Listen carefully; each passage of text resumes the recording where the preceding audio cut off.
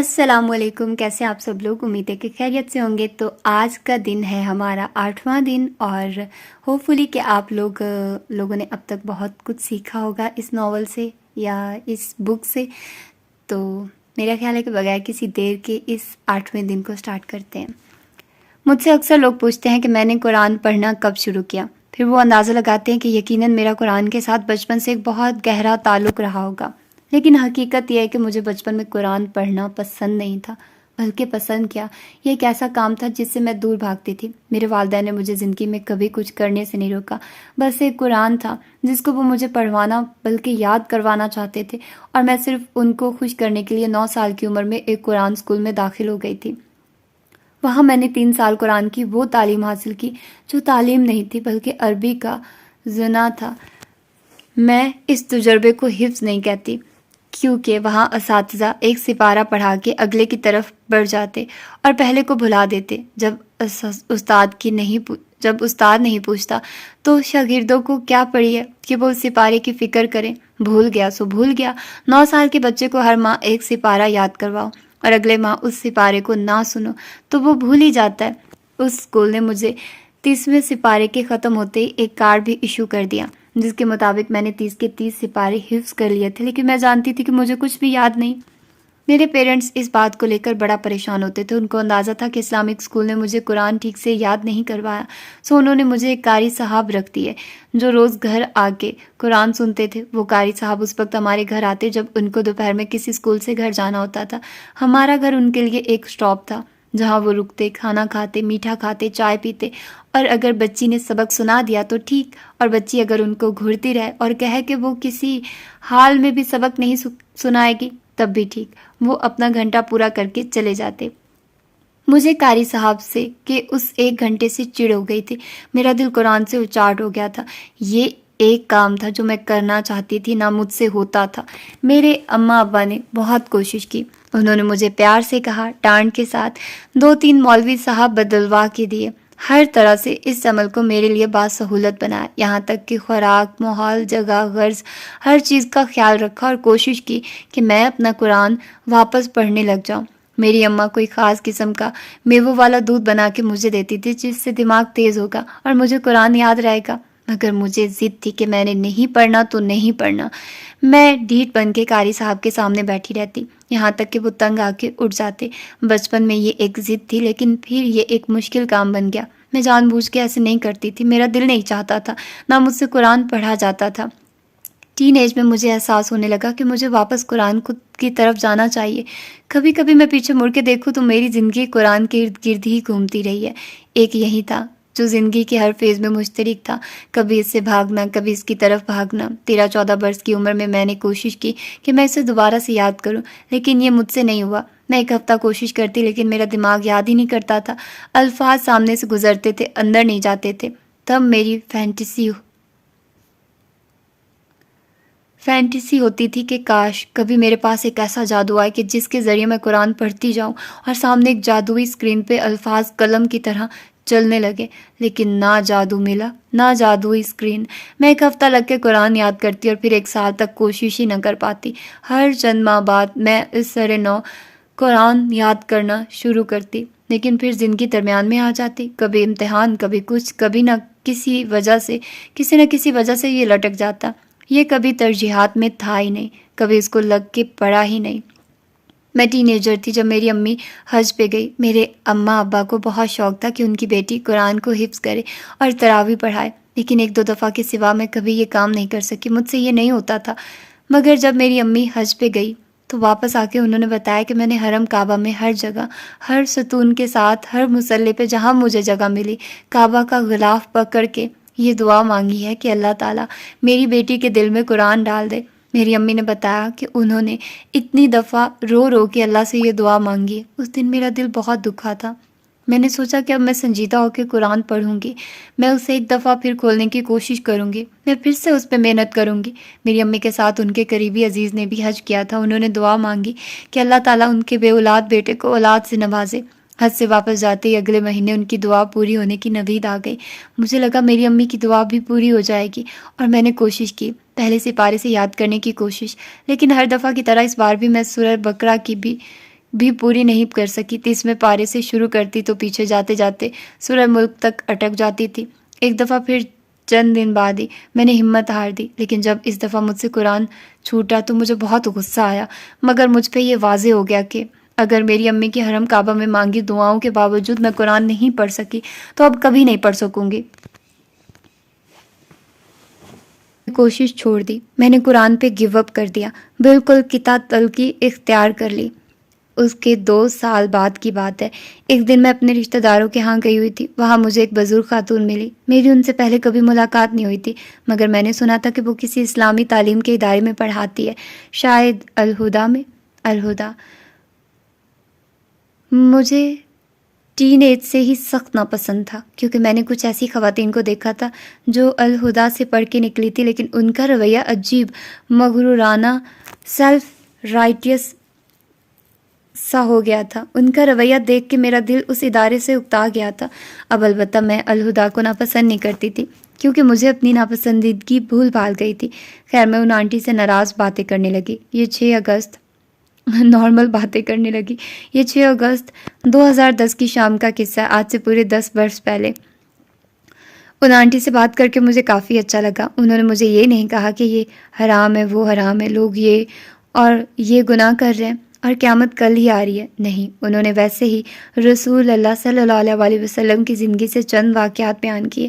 دراصل انہوں نے مجھے یاد آ رہا ہے 6 مئی کے جمعے کے دن کے بارے میں بتایا کہ عین جمعے کے وقت شاپنگ وغیرہ نہیں کرنی چاہیے، اور ان کے کہنے کا انداز ایسا نہ تھا کہ یہ حرام ہے، وہ حرام ہے، بلکہ وہ یہ بتا رہی تھی کہ جب جمعے کو ایک تجارتی قافلہ آیا تو لوگ رسول اللہ صلی اللہ علیہ وسلم کو ممبر پہ خطبہ دیتے چھوڑ کے بھاگ کھڑے ہوئے. مجھے عجیب سا افسوس ہوا. مجھے دین کی سمجھ بوجھ تب بھی کافی تھی، عمل البتہ نماز اور حجاب وغیرہ سے زیادہ نہ تھا. اس واقعے نے عجیب سے رنج میں ڈالا کہ اللہ کے رسول کو چھوڑ کے دنیاوی چیزوں کی طرف بھاگنا. اس دن سے آج تک میں جمعے کا خاص خیال رکھتی ہوں. میرے بک سٹور پہ جمعے کو چھٹی ہوتی ہے. اگر کام کرنا پڑے تو ورکرز کو سخت تاکید ہوتی ہے کہ نماز کا طویل وقفہ کریں. خیر، ان خاتون سے بات کر کے میں گھر آ گئی، لیکن دل کو ایک اسلامی واقعہ سننا اچھا لگا تھا. سوچا الہدا میں شاید ایسے ہی اسلامی واقعات پڑھاتے ہوں گے. انٹرسٹنگ. اگلے روز 7 اگست کی صبح میں کچھ خریداری کرنے سیکٹر F7 جا رہی تھی کہ راستے میں F8 سے گزر ہوا. وہاں میں نے الہدا کی بلڈنگ دیکھی. تب الہدا F8 کے ایک بڑے سے بنگلے میں بنا تھا. میں پہلے کبھی اس راستے پہ نہیں آئی تھی. اس روز پتہ نہیں کہاں سے وہ بلڈنگ راستے میں نظر آ گئی تو میں کار سے نیچے اتر آئی. سوچا چیک کرتی ہوں کہ اندر کیا پڑھاتے ہیں. حالانکہ میں ایسے راستے میں انجانی جگہوں پہ نہیں اترا کرتی تھی. میں ہمیشہ سے پلان کر کے لے کر گھر سے نکلنے والی تھی. میں پلان شدہ راستے پہ جاتی تھی. یہ راستہ اور یہ عمارت اور میرا یوں ہی اس میں داخل ہونا، یہ میرے پلان کا حصہ نہ تھا. اس بات کو 10 سال بیت گئے، مگر مجھے وہ دن آج بھی یاد ہے.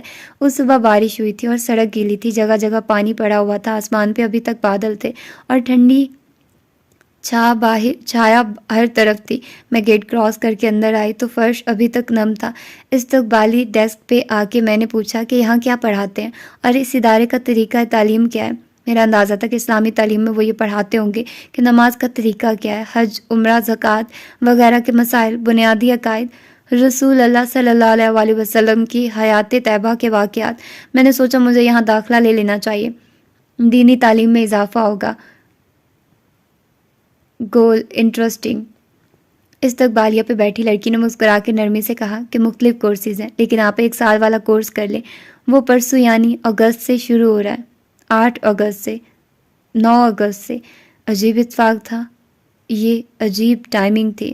میں نے فیس جمع کروائی جو نہ ہونے کے برابر تھی. کتابیں خریدی. وہ چند فقہی مسائل کی کتب تھی. ہاں، مجھے اندازہ تھا کہ یہاں دینی مسائل، وضو، نماز، عمرے وغیرہ کے مسائل پڑھائے جائیں گے. اس کے علاوہ پہلا سپارہ بھی مجھے خریدنا پڑا. سفید جلد والا سپارہ جس میں قرآن کا لفظی ترجمہ لکھا تھا.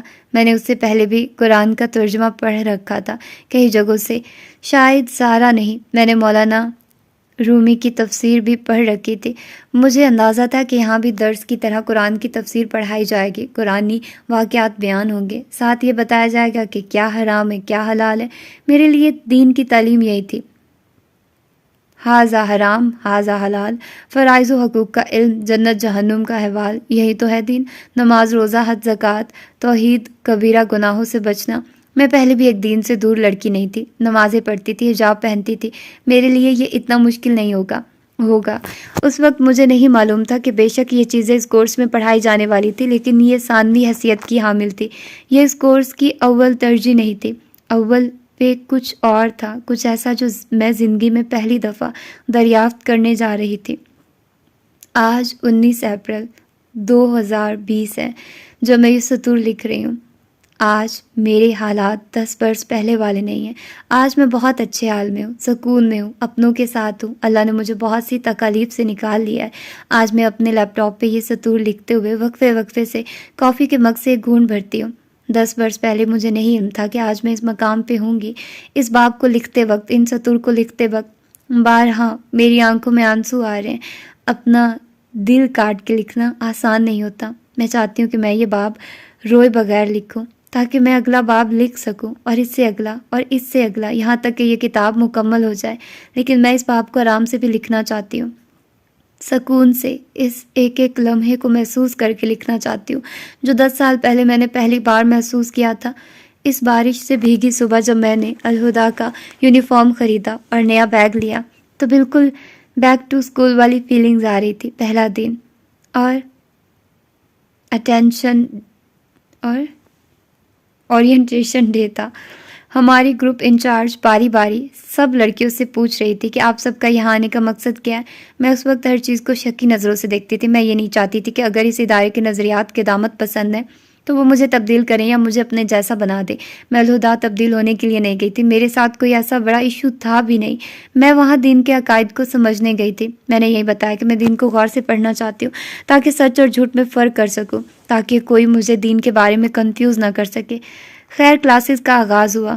اولین دنوں میں ایک باجی نے ہمیں بتایا کہ آپ اگر چاہتے ہیں کہ قرآن آپ کو ملے تو آپ کو ایک کام کرنا ہوگا۔ وہ ایک بات میں نے بنا سوچے سمجھے پلے سے باندھ لی اور اس پہ عمل بھی کیا۔ وہ بات میں آپ کو بعد میں بتاؤں گی، پہلے یہ بتاتی ہوں کہ اس پہ عمل کرنے کے بعد کیا ہوا۔ میں نے پہلے 3-4 دن سب کلاسز اٹینڈ کی اور مجھے سب خوش کی لگی۔ سب سے طویل کلاس تفسیر کی تھی جو کہ 2 سے 2.25 گھنٹوں پہ محیط تھی۔ اس میں اساتذہ کے ریکارڈڈ لیکچرز چلتے تھے، آواز بہت کلیئر تھی اور ساؤنڈ سسٹم اتنا اچھا تھا کہ ہر در و دیوار کے اندر سے آواز نکلتی ہوئی محسوس ہوتی۔ لیکن شروع میں مجھے ریکارڈ شدہ آواز سے پڑھنے میں کوفت ہوتی تھی، لیکن آہستہ آہستہ سمجھ آنے لگا۔ اور سمجھ کیا آیا؟ آیات کا لفظی ترجمہ، ان سے جڑے احکامات، اللہ تعالیٰ کا تعارف۔ انٹرسٹنگ۔ ایک اچھا دینی لیکچر ہمارے جیسے مسلمانوں کے دل پہ ویسے ہی اثر کرتا ہے، تو ظاہر ہے اچھا لگا، مگر بس اتنا ہی اچھا لگا جتنا کسی اسکالر کا لیکچر لگتا ہے، بس اس سے زیادہ نہیں۔ اس سے پہلے بھی ڈاکٹر فرحت ہاشمی کے لیکچر سن رکھے تھے تو کچھ نیا نہیں لگا۔ خیر، چند دن مزید گزرے۔ مجھے تفسیر کی کلاس میں بہت نیند آتی تھی اور میں بے دھیانی سے آدھی باتیں سن رہی ہوتی تھی۔ ایک دن میں اپنے کسی مسئلے کی فکر میں الجھی غائب دماغی سے تفسیر سن رہی تھی۔ جب استاذوں کے الفاظ میرے کان میں پڑے، میں رک گئی، ٹھہر کے سننے لگی۔ استاذہ کسی آیت کی تفسیر بیان کرتے ہوئے اس آیت پہ غور و فکر تدبر کر رہی تھی۔ اس آیت میں جو کچھ بتایا جا رہا تھا وہ میرا گزشتہ روز کا مسئلہ تھا جس کے بارے میں میں بہت پریشان تھی۔ مجھے یہ اتفاق عجیب لگا۔ پھر میں نے سوچا کہ خیر یہ اتفاق ہی ہے، ایسے تو کتابوں میں بھی ہوتا ہے، آپ جو ڈھونڈ رہے ہوتے ہیں یعنی اپنے مطلب کی بات وہ آپ کو مل ہی جاتی ہے، تو بگ ڈیل کیا ہے؟ سر جھٹک دیا۔ نو بگ ڈیل۔ اگلے روز پھر یہی ہوا۔ اس دفعہ میرا مسئلہ بدل چکا تھا اور نئے مسئلے کا ذکر بھی آج کے سبق میں ہو گیا، اور پھر یہ ہر روز ہونے لگا۔ میں جو سوچ رہی ہوتی اس سے ملتی جلتی آیت آ جاتی، اور ایسا نہیں ہے کہ اساتذہ کے اپنے الفاظ میرے مسئلے سے متعلق ہوتے، نہیں، بلکہ اس آیت کا جو واضح مطلب بنتا یا اس سے جڑا کوئی سیرت طیبہ کا واقعہ اساتذہ سناتی تو وہ میرے مسئلے جیسا ہوتا۔ یہ ایک انوکھی فیلنگ تھی، جیسے میں محسوس کر سکتی تھی کہ کچھ ہو رہا ہے، کچھ الگ ہو رہا ہے، کچھ نیا ہو رہا ہے، لیکن میں ہاتھ بڑھا کے اس شے کو چھو نہیں پا رہی تھی۔ میں جان نہیں پا رہی تھی کہ یہ کیوں ہو رہا ہے۔ ایک دن تفسیر کی کلاس کے بعد ایک لڑکی نے گہری سانس لے کر میری طرف چہرہ کر کے کہا، پتہ ہے کیا، میں روز جو سوچتی ہوں یا جو میرے ساتھ مسئلہ درپیش آتا ہے مجھے اس کا جواب اگلے دن کی پڑھی جانے والی آیات میں مل جاتا ہے، اور میں بالکل سن رہ گئی۔ یہ تو میرے ساتھ بھی ہو رہا تھا۔ عجیب سا خوف محسوس ہوا، عجیب سی دلچسپی محسوس ہوئی، اور ساتھ میں ایک بات بری بھی لگی۔ مجھے زندگی کے 20 سال کسی نے نہیں بتایا، کسی بڑے، کسی اسکالر، کسی قرآن کے حافظ نے نہیں بتایا کہ قرآن حرام حلال کے احکامات کی کتاب نہیں ہے، وہ تورات تھی۔ قرآن اخلاقیات کی کتاب بھی نہیں ہے، وہ انجیل تھی۔ قرآن دعاؤں کا مجموعہ بھی نہیں ہے، وہ زبور تھی۔ قرآن میں بس صرف دانائی کی باتیں نہیں ہیں، وہ تو اللہ تعالی نے بہت سے آسمانی صحیفوں میں بھی نازل کی تھی۔ قرآن میرا ذکر ہے، میرا اپنا ذکر۔ قرآن میرے بارے میں ہے۔ بے شک قرآن احکامات، اخلاقیات، قصوں اور دعاؤں سب کا مجموعہ ہے، لیکن ہر شے کا تعلق مجھ سے جڑا ہے۔ قرآن میں ہمارا ذکر ہے، ہم میں سے ہر اس شخص کا جو اس کتاب کو پڑھتا ہے۔ قرآن ایک کلام ہے، اللہ کی بات ہے، اسی لیے لگتا ہے کہ یہ ہم سے بات کرتا ہے، کیونکہ یہ واقعی ہم سے بات کرتا ہے۔ یہ نرمی سے ہمارے ذہن کی الجھنیں سلجھاتا ہے۔ اس کے پاس ہمارے سارے جواب ہیں، اس کے پاس سارے مسئلوں کا حل ہے۔ میں جو سمجھتی تھی کہ الہدا میں دین کے احکامات، عقائد اور حرام حلال کے فتاویٰ پڑھائے جائیں گے تو میں غلط تھی۔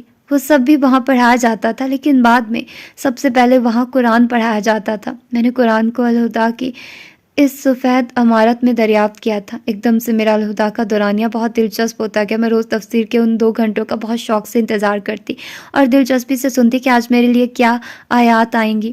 یہ یقین بہت پختہ ہو چکا تھا کہ قرآن میرے لیے نازل کیا گیا ہے۔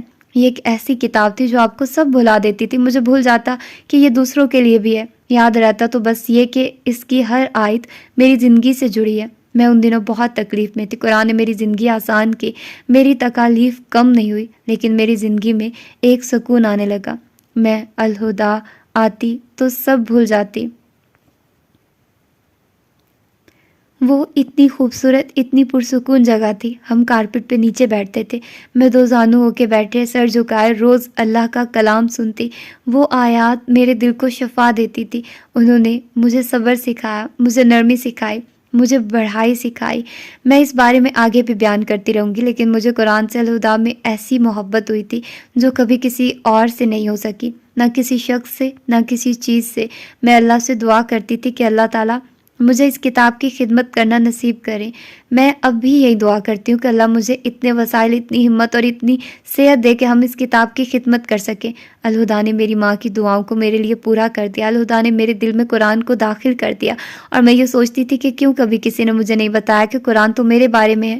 سب لوگ بھاری بھاری الفاظ میں قرآن کے فضائل ضرور بیان فرماتے تھے، لیکن کوئی یہ کیوں نہیں بتاتا کہ قرآن آپ کے زخمی دل پہ یوں مرہم رکھتا ہے جیسے کوئی نہیں رکھ سکتا۔ کیوں کوئی قرآن کو سادہ الفاظ میں بیان کر کے ہم تک نہیں پہنچاتا؟ تب میں نے سوچا تھا کہ میں یہ کروں گی۔ میری کلاس میں ایک لڑکی تھی، محمل۔ وہ فارسی بان تھی، اس کی سنہری رنگ کی آنکھیں اور سنہرے سے بال تھے۔ وہ اونچی پونی ٹیل بناتی تھی۔ وہ شادی شدہ تھی اور ان دنوں پریگننٹ تھی۔ جب اس نے الہدا کا کورس شروع کیا، مجھے نہیں معلوم کہ اس کی کیا کہانی تھی، بلکہ مجھے ابھی تک اس کی کہانی نہیں معلوم، لیکن میں نے اسی کے نام پہ اپنی ہیروئن کا نام رکھا۔ مصحف کو میں نے الہدا کے کورس کے دوران لکھا، اور جب مصحف کی آخری قسط شائع ہوئی، انہی دنوں ہمارا 1 سالہ کورس ختم ہوا تھا۔ قصہ طویل ہوتا جا رہا ہے، اس لیے میں واپس اس وجہ کی طرف آؤں گی جس کے باعث میں آپ کو یہ قصہ سنا رہی ہوں۔ اس کورس کو شروع میں وہ کیا بات تھی جس نے مجھے بہت فائدہ دیا۔ مجھے اتنی ای میلز، خطوط اور پیغامات ملتے ہیں کہ ہم سعدی جیسا قرآن کیسے سیکھیں۔ میں عموماً الہدا کا نام بتا دیا کرتی ہوں، لیکن بات یہ ہے کہ قرآن سیکھنے کے لیے صرف ایک ادارہ کافی نہیں ہوتا۔ آپ کو سب سے پہلے اس ایک بات پہ عمل کرنا ہوتا ہے جو وہاں ہماری باجی نے بتائی تھی۔ آپ کو قرآن وصول کرنے کے لیے قربانی دینی پڑتی ہے۔ ہدایت اور اپنے اصلاح کے سفر کے آغاز میں ایک چیز آپ کو چھوڑنی پڑتی ہے۔ اس کو چھوڑے بغیر دل میں نور نہیں اترتا۔ میں یہ نہیں کہتی کہ میرے دل میں نور پوری طرح داخل ہو گیا۔ انسان اپنی کمی کوتاہیوں اور اپنے اصل سیلف سے اچھی طرح واقف ہوتا ہے۔ مجھے معلوم ہے کہ آج بھی مجھے ایک ڈھنگ کا مسلمان بننے کے لیے مزید کتنی محنت درکار ہے، لیکن ہمارے دین میں اپنی بری باتوں کا تذکرہ منع ہے، اس لیے میں اپنی خامیاں پبلک میں بیان نہیں کر سکتی۔ مگر یہ ایک شے کو چھوڑنے کا عمل آپ کو اس راستے پہ ضرور ڈال دے گا جو اللہ کی کتاب کی طرف جاتا ہے۔ اللہ کی کتاب بہت بھاری ہے اور اللہ کی کتاب بہت آسان بھی ہے، لیکن یہ اپنے آپ کو اس شخص پہ نازل نہیں ہونے دیتی جو اس کے لیے کچھ قربان نہ کرے۔ وہ شے کیا ہے جو آپ کو قربان کرنی چاہیے، یہ میں نہیں جانتی، یہ آپ جانتے ہیں۔ ہر شخص کے لیے وہ چیز مختلف ہوتی ہے۔ میری کچھ اور تھی، آپ کے لیے کچھ اور ہوگی، مگر اس کی پہچان اور علامات ایک ہی ہیں۔ یہ آپ کی ایک ایسی بری عادت ہے جو اللہ تعالیٰ کو نہیں پسند۔ آپ کو اچھی طرح یہ معلوم ہے اور آپ اس کو چھوڑنا چاہتے لیکن چھوڑ نہیں پا رہے۔ آپ مسلسل ایک دائرے میں سفر کر رہے ہیں۔ کبھی آپ اس عادت کے بارے میں ویسی ایکشن ڈھونڈتے ہیں کہ بھائی میں مجبور ہوں، میں باقی کام تو اچھے کر رہا ہوں، ایک چھوٹا سا برا کام کرنے سے کیا ہو جائے گا، میں بے بس ہوں، اللہ مجھے معاف کر دے گا، یہ توجہ آپ کو سکون نہیں دیتی، لیکن آپ خود کو یہی کہہ کے بہلاتے رہتے ہیں۔ کبھی آپ اس برے کام کو کر لینے کے بعد بہت پشیمان ہوتے، دل بھاری ہوتا ہے اور خود سے نفرت محسوس ہوتی ہے، خود پہ غصہ آتا ہے، میں کیوں کرتا ہوں یہ، اب نہیں کروں گا، وعدہ میرے رب، پکا وعدہ۔ آپ قسمیں کھاتے، دعائیں کرتے، توبہ کرتے، معافی کے سجدے کرتے، کچھ دن اچھے گزرتے ہیں اور پھر دوبارہ سے وہی چکر شروع۔ کبھی آپ بالکل سخت اور بے حس ہو جاتے ہیں، ڈھیٹ، پتھر دل، ہاں کرتا ہوں میں یہ، کیا کروں پھر، انہیں نہیں چھوڑی جاتی یہ شے مجھ سے، بار بار پلٹ جاتا ہوں اس کی طرف۔ آپ اپنا دل بالکل گناہ ثواب کے مسئلے سے بند کر لیتے ہیں۔ قیامت کے دن کیا ہوگا دیکھی جائے گی، آپ اس بارے میں سوچتے ہی نہیں ہیں۔ آپ اتنے سالوں سے اس چکر میں پھنسے ہیں کہ آپ کہتے ہیں بس اب مجھے خود پہ ایزی ہو جانا چاہیے، نہیں لگائی جاتی خود پہ اتنی پابندیاں، پہلے کم مسئلے ہیں میرے، چھوڑو سب۔ کبھی آپ پھر سے اس عادت کو چھوڑنے کی کوشش شروع کر دیتے ہیں، انٹرنیٹ کھولتے، اس کو چھوڑنے کے طریقے ڈھونڈتے ہیں، روٹین سیٹ کرتے، کوشش کرتے، لیکن نہیں چھوڑ پاتے۔ جانتے ہیں کیوں؟ آپ اتنے برس سے ایک بری عادت کے غلام کیوں بنے ہوئے ہیں؟ یہ عادت کچھ بھی ہو سکتی ہے، کسی کے لیے یہ آدھی رات کو اٹھ کے جانوروں کی طرح کھانا کھانا بھی ہو سکتی ہے۔ بظاہر یہ گناہ نہیں ہے، لیکن اس سے آپ کے جسم کو نقصان ہو رہا ہے، سو یہ غلط ہے۔ کسی کے لیے یہ کوئی نشہ آور چیز ہو سکتی ہے، کسی کے لیے پورنوگرافی کی ایڈکشن، کسی کے لیے لوگوں کی غیبت کرنے سے ملنے والی زبان کی لذت، کسی کے لیے بنا سوچے سمجھے جھوٹ بولنا اور باتیں چھپانا، اور کسی کے لیے غصے میں بے قابو ہو جانا، اور کسی کے لیے کچھ اور جس کا ہم تصور بھی نہیں کر سکتے۔ آپ اس عادت کو اس لیے نہیں چھوڑ پا رہے کیونکہ آپ سسٹم کا علاج کر رہے ہیں، اس عادت کی وجہ کا نہیں۔ دیکھیے، بعض لوگوں کو کافی سے الرجی ہوتی ہے، وہ زیادہ کافی پئیں تو ان کے چہرے پہ دانے نکل آتے ہیں۔ دانا ایک علامت ہے اور کافی پینا اس کی وجہ ہے۔ آپ دانے پہ جتنی کریمیں لگا لیں وہ ٹھیک نہیں ہوگا، ٹھیک ہو گیا تب بھی وہ کچھ دن بعد کسی اور جگہ سے نکل آئے گا۔ آپ وجہ کا علاج نہیں کر رہے جو کہ کافی پینا ہے، آپ کو وجہ ختم کرنی ہے۔ رات کو اٹھ کے بے تحاشا کھانے کی وجہ آپ کی بے وقت بھوک نہیں ہے بلکہ نیند کا نہ آنا ہے۔ آپ بھوکے نہیں تھے، آپ بور ہو رہے تھے اور آپ سٹریس تھے۔ آپ کھا کے خود کو تھکانا چاہ رہے ہیں تاکہ آپ کو نیند آئے۔ آپ کو اپنی نیند کی روٹین درست کرنی ہے اور جلدی سونا ہے، اس سے آپ کا یہ مسئلہ ٹھیک ہو سکتا ہے۔ آپ پورنوگرافی اس لیے نہیں دیکھ رہے کیونکہ آپ ایک برے کردار کے انسان ہیں، بلکہ اس لیے دیکھ رہے ہیں کیونکہ آپ کی شادی نہیں ہوئی یا ہو نہیں پا رہی۔ ایسے لوگوں کے لیے رسول اللہ صلی اللہ علیہ وسلم نے روزے رکھنے کا ارشاد فرمایا تاکہ ان کو خود پہ کنٹرول آئے، اور جب تک شادی نہیں ہوتی وہ خود کو بیلنس کرنا سیکھ سکیں۔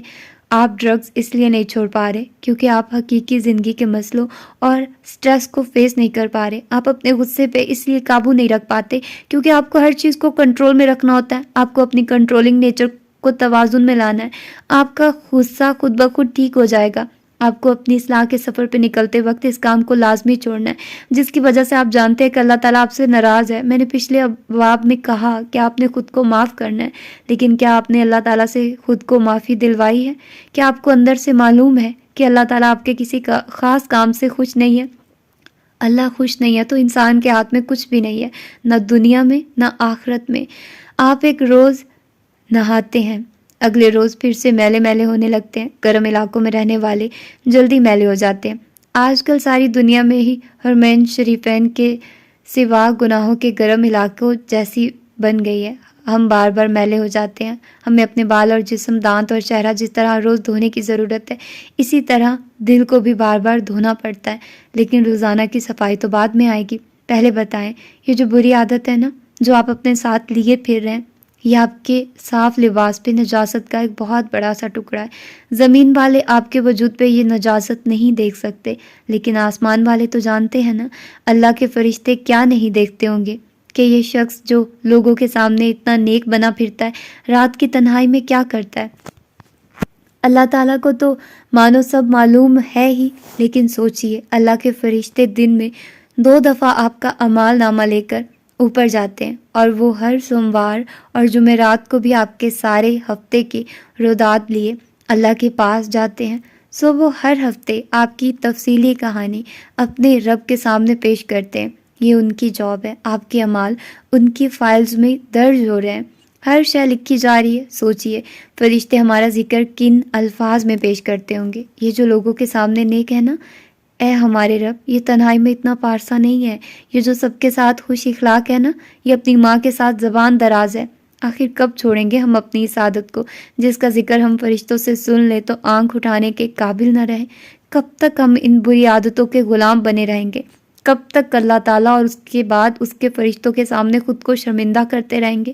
اللہ دیکھ رہا ہے اور اللہ کے فرشتے لکھ رہے ہیں۔ اب ہم نے یہ طے کرنا ہے کہ ہم اس سے کب نکلیں گے۔ بعض دفعہ ہم خود کو یہ صفائی بھی دیتے کہ ہم آہستہ آہستہ اس عادت سے نکلنے کی کوشش کریں گے، لیکن میں نے یہی سیکھا ہے کہ نشے کی عادت کے علاوہ باقی بری عادتوں سے خود کو زور سے کھینچ کے نکالنا پڑتا ہے۔ شروع میں کچھ دن تکلیف ہوگی، لیکن پھر یہ آسان ہو جائے گا۔ آپ اس دنیا کا سب سے بڑا معجزہ ہیں۔ آپ سے زیادہ مضبوط کوئی نہیں اور آپ سے زیادہ کمزور کوئی نہیں بنایا گیا۔ اللہ تعالیٰ کو آپ کی کمزوری بھی معلوم ہے اور آپ کی قوت بھی۔ اس عادت کو کنٹرول کرنا آپ کے اختیار میں ہے۔ آپ یہ کر سکتے ہیں۔ آپ انٹرنیٹ پہ جائیں اور اپنی ایڈکشن کو سرچ کریں اور ڈھونڈیں کہ یہ کیوں ہوتی ہے اور اس سے نکلنے کا طریقہ کیا ہے۔ آپ کو بہت مدد ملے گی۔ اب سوال یہ ہے کہ اپنی بری عادت کو چھوڑنا کیوں ضروری ہے؟ اس کا ہدایت سے کیا تعلق ہے؟ آپ نے قرآن کی ایک آیت سن رکھی ہوگی، شاید پڑھی بھی ہو۔ جب آپ اللہ تعالیٰ کے راستے میں کچھ صدقہ کرتے ہیں تو اللہ اس کو 700 گنا سے زیادہ بڑھا کے آپ کو واپس کرتا ہے۔ اللہ تعالیٰ بہت غیرت والا ہے، اس کو آپ سے کچھ نہیں چاہیے۔ وہ آپ کو آپ کے اپنے شر سے بچانا چاہتا ہے۔ آپ نے خود کو بری عادتوں کا غلام بنا کے ضائع نہیں کرنا۔ آپ کو اللہ تعالیٰ نے بڑے مقاصد کے لیے بنایا تھا۔ یہ بری عادتیں آپ کی زندگی میں بے برکتی لا رہی ہیں، اس میں سے نور ختم ہو رہا ہے۔ اس عادت کو آپ نے جڑ سے اکھاڑنا ہے۔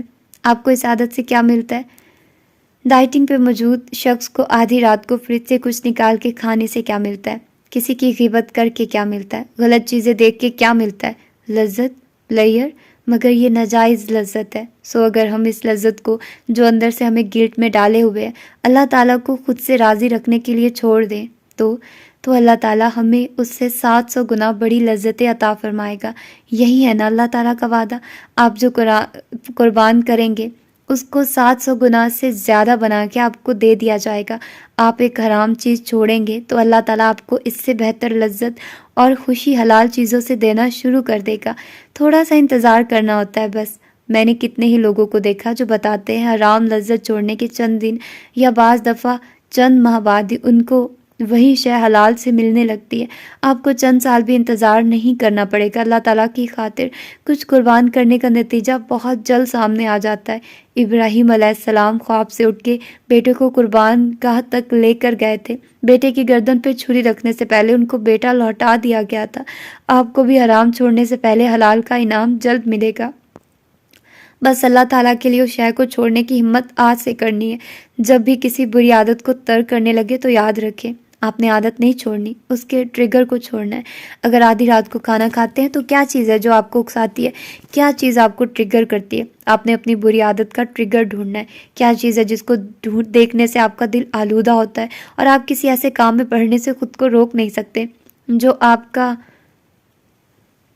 کو آلودہ کر دیتا ہے؟ کیا چیز ہے جو آپ کو غصہ دلاتی ہے اور آپ لوگوں سے بدتمیزی میں ایسی باتیں کہہ جاتے ہیں جن پہ بعد میں آپ پچھتاتے ہیں؟ اپنا ٹریگر تلاش کریں۔ آپ یہ کرتے ہیں تو کیوں کرتے ہیں؟ پھر اس وجہ کو ختم کریں۔ بری عادت خود بخود ختم ہو جائے گی۔ بری عادت ختم کرنے کا ایک اور طریقہ کبیرہ گناہوں سے بچنا ہے۔ جب آپ غیبت، جھوٹ، چوری اور ایسے فحش سے بچتے ہیں جو کبائر میں شمار کیے جاتے ہیں تو اللہ تعالیٰ آپ کی چھوٹی موٹی بری عادتیں خود بخود چھڑوا دیتا ہے۔ یہ اللہ کا وعدہ ہے۔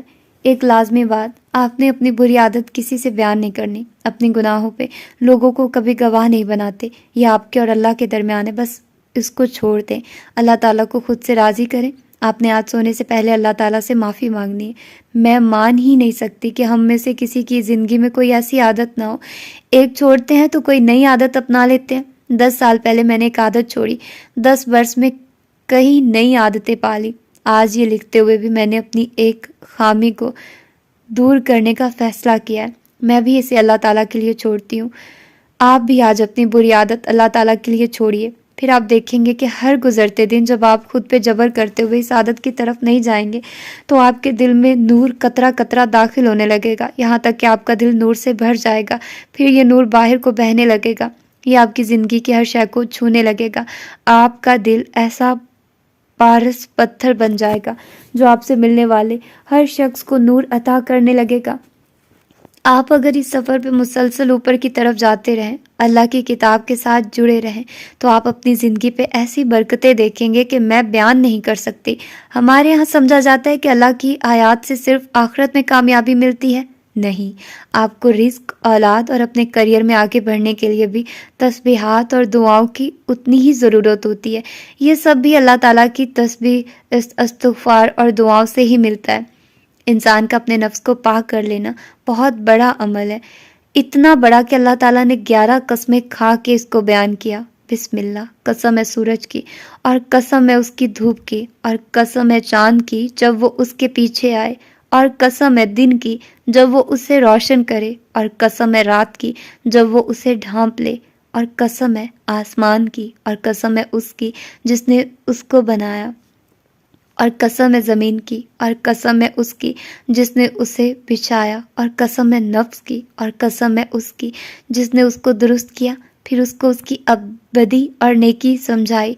बेशक वो कामयाब हुआ जिसने अपने नफ्स को पाक कर लिया, और बेशक वो बर्बाद हो गया जिसने उसको आलूदा कर दिया।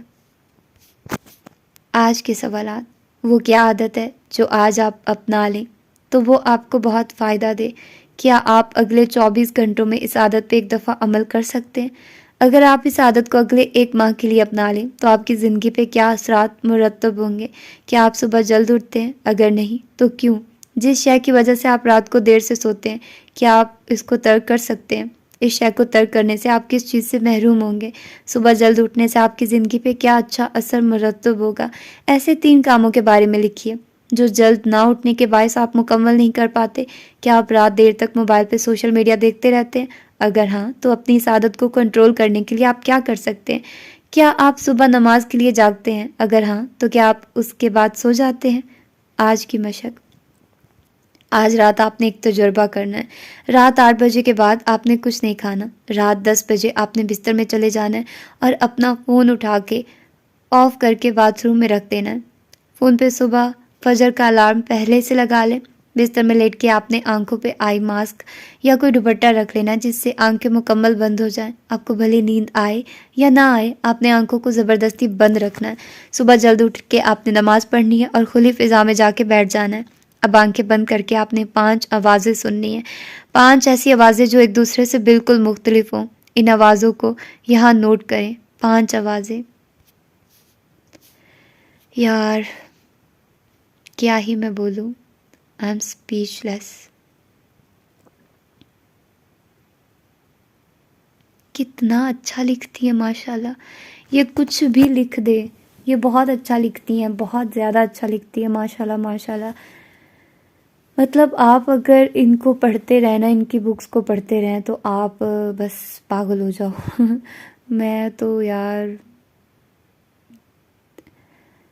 आज के जो लेसन था उसमें बताया, उसने अपनी जर्नी शेयर की कुरान पाक की। उसने ये नहीं कहा कि मैं बहुत ज़्यादा मजहबी थी या मुझे बहुत ज़्यादा कुरान पाक पढ़ने का शौक़ था, ये वो, या होता है ना कि इंसान करता है कि भाई मेरे बारे में लोग गलत ना सोचे, ये वो। लेकिन उसने सही कहा, उसने कहा कि भाई मैं जो थी ना, मैं इस तरह से थी कि मुझे हर वक्त कुरान को हिफ्ज़ करने के बारे में कहा जाता था, मुझे हर वक्त कुरान पढ़ने के बारे में कहा जाता था, तो मुझे चिढ़ हो गई थी कि भाई मुझसे नहीं पढ़ा जाता, मैं नहीं पढ़ना चाहती थी। और कारी आते थे, सब आते थे, हर तरह का माहौल दिया गया, लेकिन मैं नहीं पढ़ती थी। फिर वो कहते हैं ना कि दिल से एक होता है इंसान, तो वो फिर जब जाती है और वहाँ पर एडमिशन लेती है और फिर जब वो वहाँ पर पढ़ती है तो जैसे वो सारा उसका सिनेरियो वगैरह होता है तो यार बहुत अच्छा। और फिर उसने कहा कि अगर आप सीखना चाहते हो तो सबसे पहले आपको अपनी जो होती है ना वो बुरी आदत, उसको छोड़ना पड़ता है। तो अपनी बुरी आदत को छोड़िए اور پھر اس نے ایک وہ چیز جو وہ کہتی کہ اپنی برائی نہیں کرنی، وہ آپ کا اور اللہ کا معاملہ ہے، تو آپ نے بس اللہ سے معافی مانگنی ہے۔ یار کیا کیا کیا پیاری باتیں ہیں، سچ میں بہت اچھا لکھتی ہے ماشاء اللہ۔ مطلب میں تو بہت زیادہ انسپائر ہوں ان سے، اور مجھے تو ان کی ہر بات ہی بہت اچھی لگتی ہے۔ تو پھر ملتے ہیں اس کی اگلی ایپیسوڈ میں، اس کے اگلے دن میں۔ اپنا ڈھیر سارا خیال رکھیے گا۔ اللہ حافظ۔